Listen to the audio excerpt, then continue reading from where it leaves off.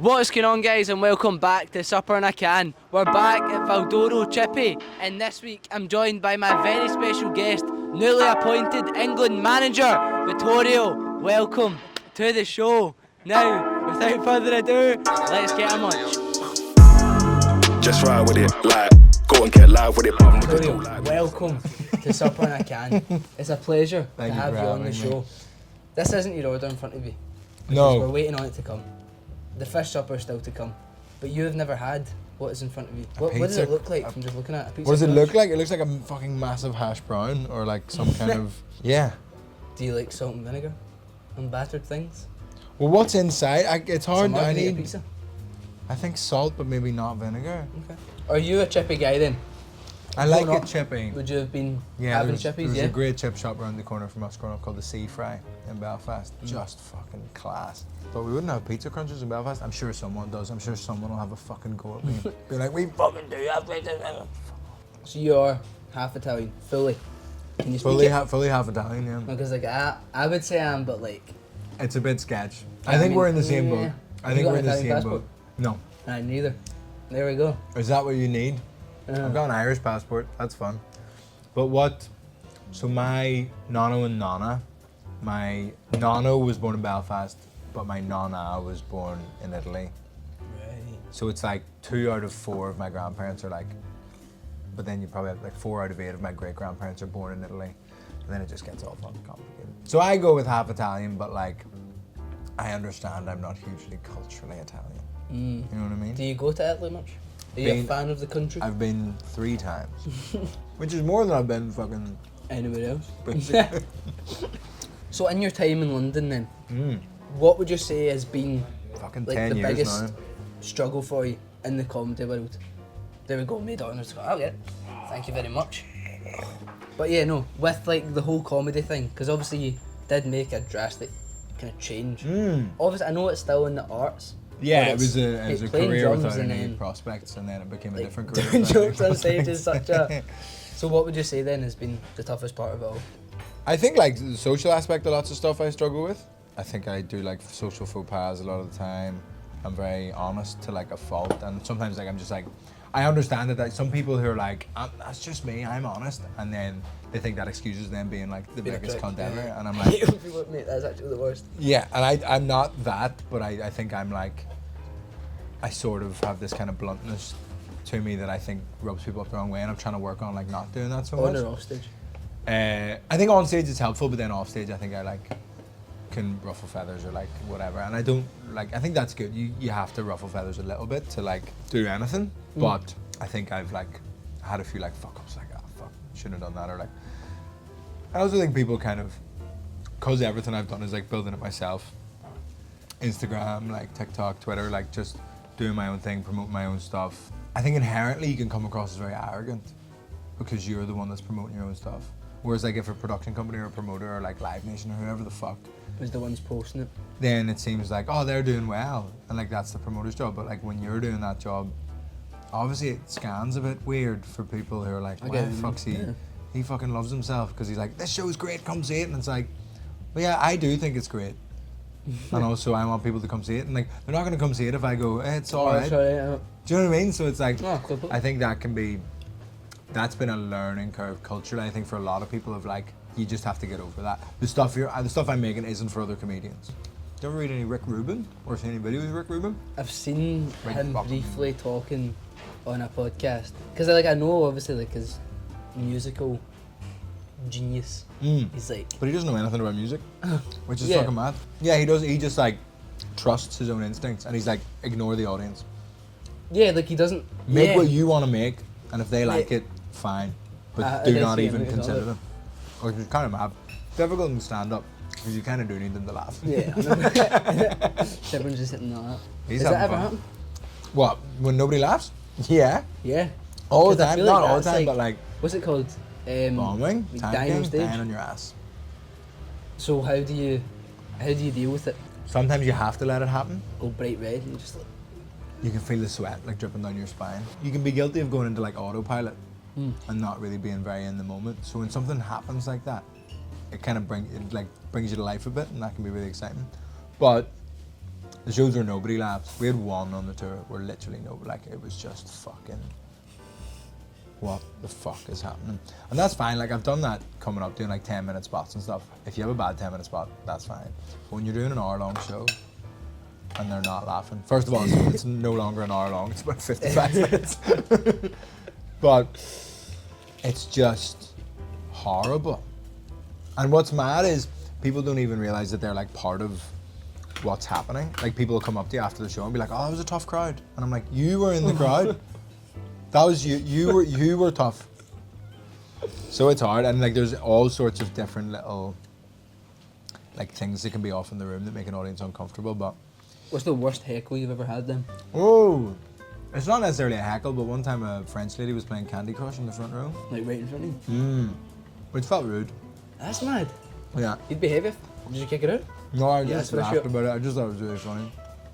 Have I had another bad heckle? I mean, there's that one you referenced where the lady coughs a lot, and I asked if she had COVID, and her son said it was cancer. And then it went really viral, so it was pretty good.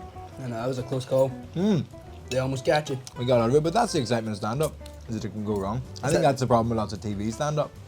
But you can get There's cancelled. there's no risk of it going wrong. So when you watch Live at the Apollo, Oh, fuck. Yeah, 'cause they're not gonna bomb because they edited it all and they only posted it, like put it up, and they put in laughs and all this shit. Whereas the exciting thing about stand-up is that it might not work, and you're taking the risk. Whereas that just doesn't exist on TV.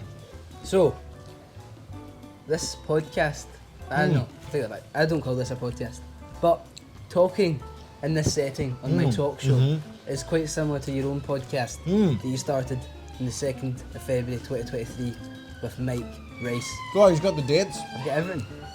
So tell us all about that, the podcast of your parenting. So I've had various podcasts. First podcast I had was called the 42 podcast. I started that before I started stand-up. So that was in my world of like, make the things that you would want to consume. Right. And I was listening to podcasts and interviews and stuff, and I was like, oh, maybe I should just give that a go. So started interviewing people, and fucking basically nobody listened.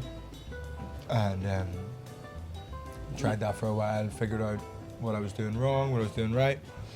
Changed name a couple times, stopped for a bit, came back in a slightly different way, did like solo podcasts for a bit. Just trying shit out, and along the way figuring out how to edit videos and make it look good. Do you edit make it on all look good. I did, yeah, I kind of still do actually. Fair enough. And then I was back doing the interview podcast, and I had Mike on, Mike Rice, and it was just great, and it felt very easy. It was like, oh fuck, there's a very good dynamic here. We're different in the right amount of ways, but we're the same in the right amount of ways.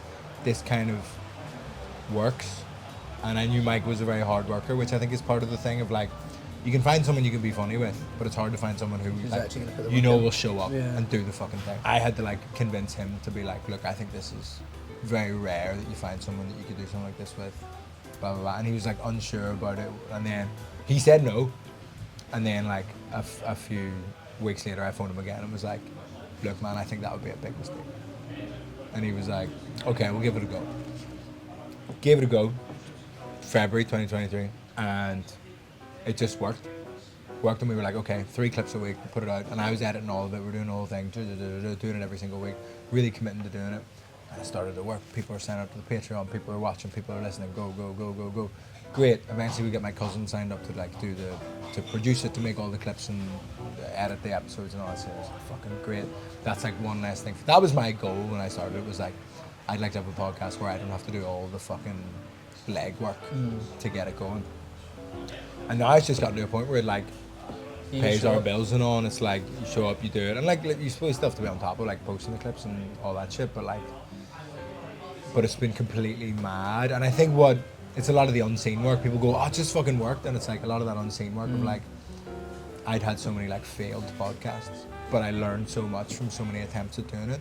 I remember I had a phone call with Dan Nightingale, who's one of the co-hosts of the Have a Word podcast, and he was like, I remember I was saying to him about like winding up my old podcast, and he was like, yeah man, just do it. Like, the people who liked it will come and listen to your new thing, and the people who didn't like it won't know that it existed, so they won't fucking mind, and they'll just forget. Like, just do the thing that feels like the most exciting thing and get that going, and it'll click eventually. Like, don't be precious about this, because he said he'd held on to a podcast idea for like too long. So it's been kind of mad couple of years, like 2023 to now, like I guess nearly 2 years, like where it's got to. And it's still growing, like it doesn't feel like it's plateaued as well. So it's just like, You had a I Scottish think guy it's on, did you? that, which Scottish guy? The Mark guy- Jennings? Nah, the guy that's got his podcast, he does Glasgow Daz. Raymond Mearns. Yeah, He's so see the funny guy as that fuck, man. I live across from the guy who produces his podcast, named Sean. And that's the only reason I know who it is. But I thought that Raymond was like a famous comedian. But like I think he might just be like a guy that just started doing it. He's been doing it for a long time. I think he can sell quite a few tickets in like Scotland. And it's going better now because he's been on other people's podcasts. The Some Laugh podcast, you know those guys? Very funny. All them, yeah, Raymond's funny as fuck. And just one of those guys, yeah, just been on the circuit for like 20 years. He's done the odd bit of like TV and like a film here and there, but it like never quite like kicked off. But I think it's really exciting for those older guys now to have like these podcasts that are like doing well and catering to like their audience. And it's like, I think some people who are stuck in that old mindset of like TV and all, they have this like famine mentality where they're like, there's only so much opportunities to go around. This show has a very different demographic than Glasgow Daz. It has a different demographic than Mike and Vittorio's Guide to Parenting, which is a different demographic to this, that and the other, whatever the fuck it is. There's space for everybody. People like stuff and people endlessly want to watch stuff. So I think it's so exciting that these older guys, who were just never given the keys to the castle by the TV people, are now having like a little renaissance in their career. I'm just like, oh, we get another chance. Right guys, welcome back to Gio's Onion Challenge. I think it may be the other way about. But have a look at the leaderboard before you start. I think you need to get, I think the last one we got was Mr. Oaksy B and he had 6 or 7. But we're backing you to get 5 because I think that you can get that top 3 mark. So it's in a bowl this week, which is new to us. But anyway, I'll tell you the rules. So you get 60 seconds on the clock. You cannot put more than one in your mouth, and it has to be swallowed before the next one goes in. Okay, it's not pickle. Fluffy Bunnies. It is not Fluffy Bunnies, which I'm actually thinking about doing for season 4. I think Yeah. I'm also going to start putting pickled eggs in sometimes and seeing what people do. I'm not- But anyway, your 1 minute begins now. And he's off. Straight on the get-go. Wow, this is some serious munching going on from Vittorio here. And you get that ASMR. 6 is so crazy, I've only just realised. You can get this, mate. 46 seconds to go. Come on, big man. There we go. Another one down you. 40 seconds left on the clock. 2 down. What's the bottom of the leaderboard? 3. Don't tell me if it's 2 or the same. I think it is 3. It's 3. So you've got 26 seconds. If you just grand this other one, you won't be bottom. And at least you're not going to be the bottom bum. 20 seconds to go. This is awful. I'll maybe help you out here if you get that one down. You come on. Let's Why go. are you not eating this as There's well? 2 left. Let's scran them. There's And no I'll give chance. you them. If There's you no scan that chance. one, I'll take the other one and mark it as you. 7, no chance. 6, 5, 4, 3, 2, 1. And he's done it. You have made the leaderboard with 3. Show them that your mouth is empty. I was so confident I was going to Unreal, do well man. at that. What have you got to say to next week's opponent? Don't do it. What would you say then is the best one-liner you've heard from another comedian? Because I know you like to go to your comedy shows. Who's hit you with the best? What's the best? Specifically you've heard? one-liner or like a joke? Yeah, I'll give you a joke. Because I think the best joke, As long as it's not like a long joke. it's not super long. It's Mark Jennings who does the Some Laugh podcast. Right. I think it's like the best joke maybe anyone's. It's just one of those where every comedian that watches it goes, fuck, why didn't I write that? It was right there. And the joke is that he was talking to this like Protestant loyalist unionist from Belfast, like DUP supporter type guy. And he started talking to him about trans people, and he was like, fuck, this is gonna be illuminating.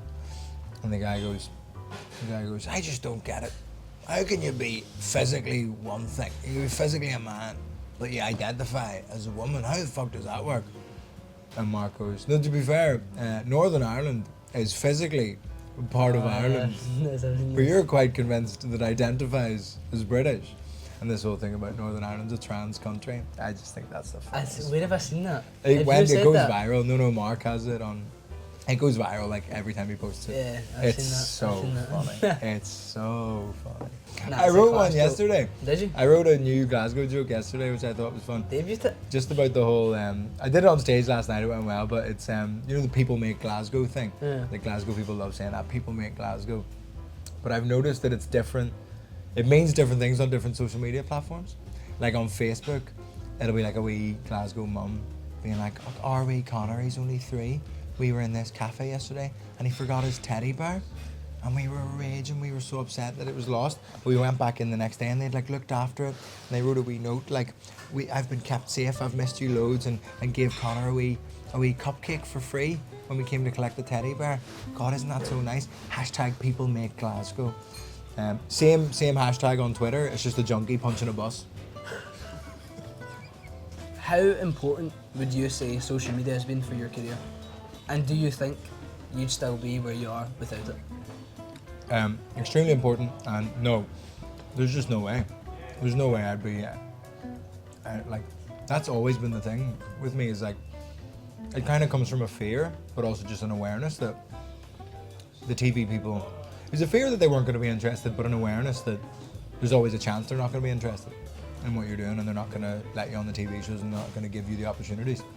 So I was like, okay, well, worst case scenario, they don't give me any opportunities. What can I do? What am I in control of?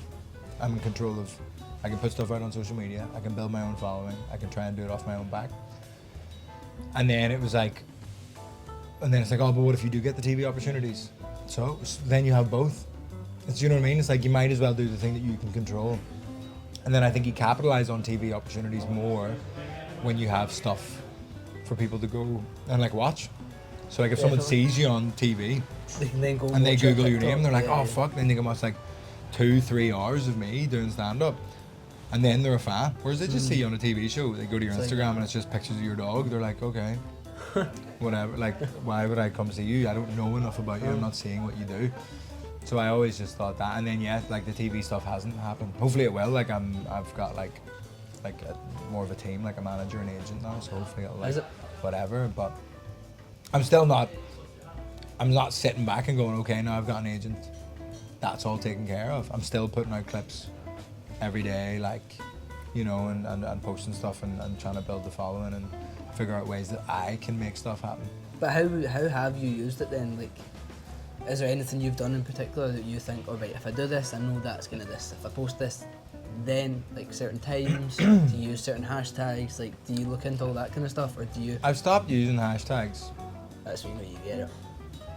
and it wasn't for any real reason other than I just think it looks cooler when you Still don't. have, yeah, I know. You know what I mean? Just to be like, That's right, order. there's the thing. You're just like, and No I think hashtags that's and getting likes. That's even if you'll that'll get, be this. I think if you might get less of like a uptick or maybe less of a reach. Mm. I think the lack of hashtags has more of a benefit.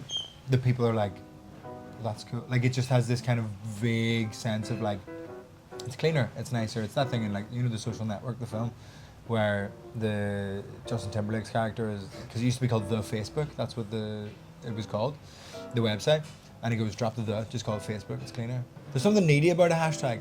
Nah, It's like, no. I'm trying to get people to watch this, whereas I think But they you work. want their, I think no, they they work. do sometimes, They really work. and, but I just think being a comedian, there's like an ease, like it's more available for content creators on YouTube, like, because in the world of that is like you're allowed to talk about like hustle and working hard and trying to Yeah. get stuff.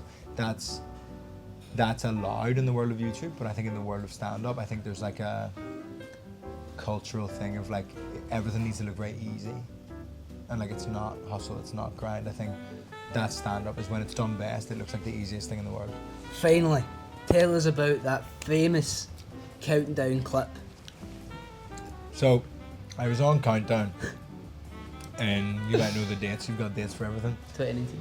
2019, I was on January. Countdown, January 2019. But I'd filmed maybe the year before, Yeah. and I initially applied to Countdown just because I really like it. And I had a small thought of like, if I'm going to do this comedy thing, it would be good to get used to what it's like being in a TV studio, like see what that all feels like in a kind of low pressure environment, and without the stakes of like it being my TV debut or whatever. So then when I go into like a more comedic role, I'm not fucking panicking about all the rest of it. Like I've got that under control. So I applied, didn't hear anything, the Countdown people. And then I applied again the week later, didn't hear anything. And then I sent the same application form every day for 2 weeks. And they were like, fine, you can have a phone interview and like a phone test. So they phoned up and then you do like a game of Countdown online. Didn't quite get the score you needed. And he was like, don't worry, it takes people a couple times.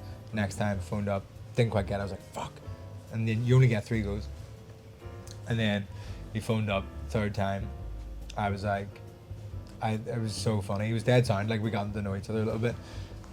The last one, he was like, right, you need a 7 on this last round to get onto the show. And then I said this word, and he went, did you mean this? And I went, yeah.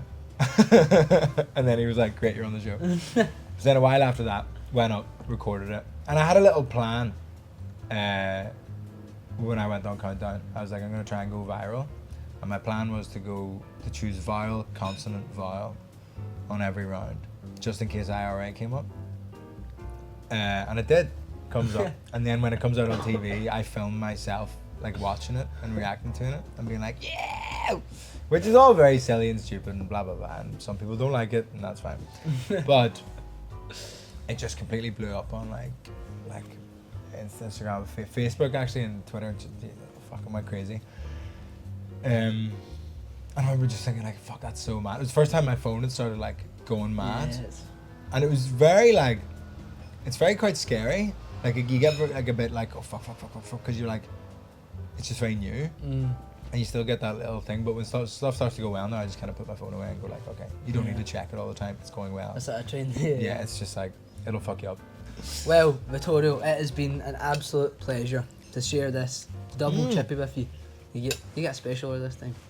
But if they're wanting to find your page, or maybe get to your shows, because we're global, do you know what I mean? We're outside of Glasgow on our show. Everywhere. Where can they find it? VittorioAngelone.com, that's where all the things are. But just follow me on Instagram, I post about shows all the time. My man, thank Pleasure. you very much. Thank you for having me. Well guys, we'll see you next week. God bless. Just ride with it, like, go and get live with it. But niggas don't like me cause I'm nice with it. And the girl gets hyped to it, neck deep in when I